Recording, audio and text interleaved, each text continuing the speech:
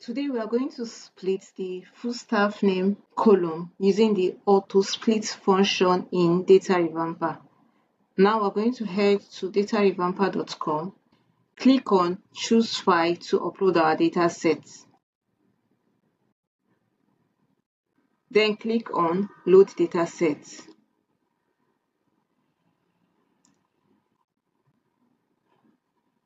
Go to step 1 and select auto split. Then select the column you want to split. This will automatically split the column. I'm going to click on drop source column after split. Apply auto split. Auto split applied successfully. Okay. So I want to rename the column it's just splitted because I don't want to use the column name it gave to me, right? So I'm going to go to step 2 and rename it. So these are the columns. So I'm going to change this to first name. Then I will change this to last name. Okay.